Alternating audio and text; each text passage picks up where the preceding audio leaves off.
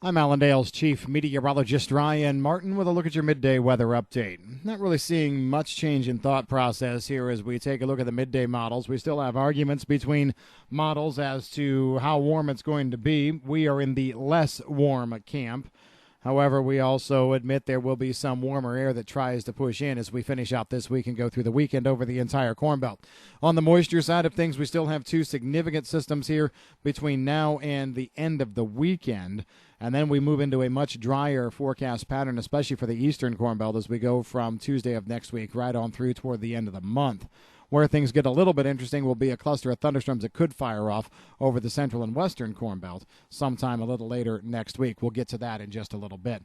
Right now, though, the current surface analysis across the country shows that action is trying to push out of Nebraska into western Iowa. This is just a little faster than what some of the models were saying. I also don't think we're going to be seeing this turn into the big rainmaker just yet. I'm really looking at the overnight period tonight into tomorrow to be where we see the keen development of showers and strong thunderstorms across the western Corn Belt, Iowa up into parts of southern Minnesota, so on and so forth.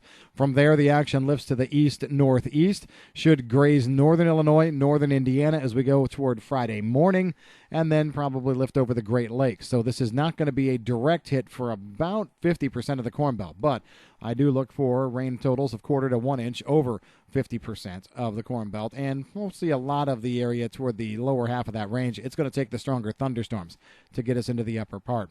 The next weather system looks like it follows the same track, or at least develops very close to the same track as we go through Saturday night specifically, and then going on into Monday and maybe even early Tuesday.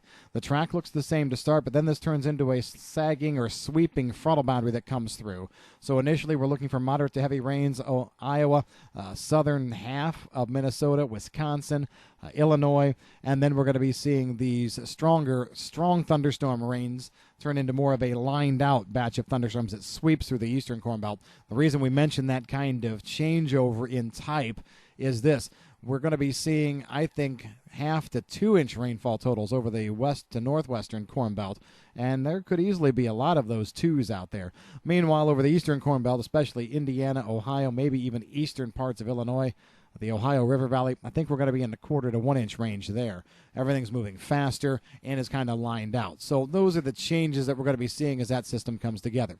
No change then in the thought process after that. Eastern Corn Belt, we're dry from Tuesday of next week right on through the 29th. To the west, we're going to be seeing around the 24th into the 25th, a nice cluster of thunderstorms over Iowa, southern Wisconsin, southern Minnesota. You get the idea.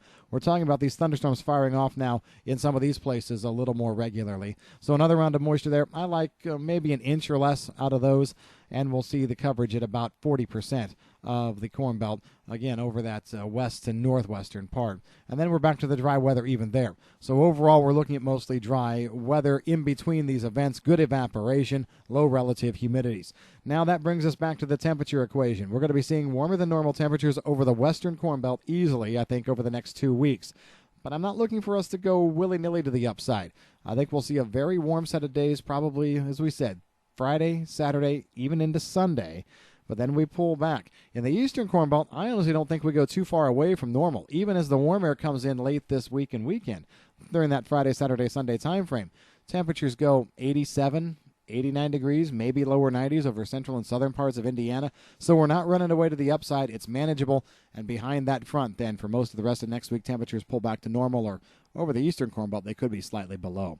That's just the way that we're seeing things shake up right now. If you've got any questions on the weather, give us a call in Allendale. I'm Chief Meteorologist Ryan Martin.